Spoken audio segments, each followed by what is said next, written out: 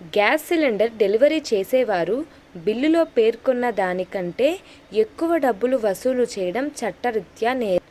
బిల్లులో ఉన్న మొత్తానికి మించి డెలివరీ బాయ్ ఎట్టి పరిస్థితుల్లోనూ అదనపు డబ్బులు తీసుకోవడానికి వీలు లేదు.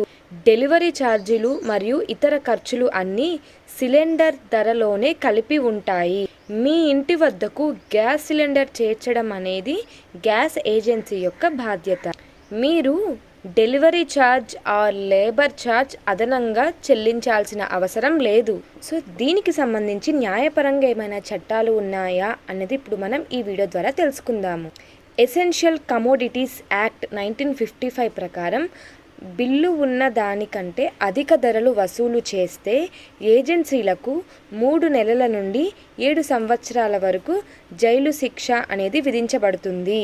నెంబర్ 2, మార్కెటింగ్ డిసిప్లిన్ గైడ్లైన్స్ ప్రకారం అధిక ధరలు యొక్క ఫిర్యాదు అనేది రుజువైతే డిస్ట్రిబ్యూటర్లకు మొదటిసారి హెచ్చరిస్తారు, రెండవసారి 5,000 జరిమానా విధిస్తారు, మూడవసారి 15,000 జరిమానా విధిస్తారు, నాలుగవసారి డిస్ట్రిబ్యూషన్ను రద్దు చేస్తారు.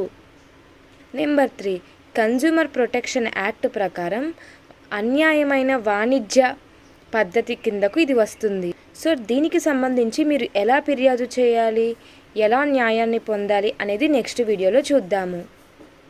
తెలంగాణలో దీనికి సంబంధించిన ఫిర్యాదులు చాలా నమోదయ్యాయి. గ్యాస్ సిలిండర్ డెలివరీ సిబ్బంది అదనంగా డబ్బులు వసూలు చేస్తున్నారని తరచుగా ఫిర్యాదులు అనేది వస్తూనే ఉన్నాయి. సో దీనికి సంబంధించిన వివరాలు నెక్స్ట్ వీడియోలో చూద్దాము. ఈ వీడియో కనుక మీకు నచ్చినట్లయితే లైక్ చేయండి, షేర్ చేయండి అండ్ సబ్స్క్రైబ్ చేయండి.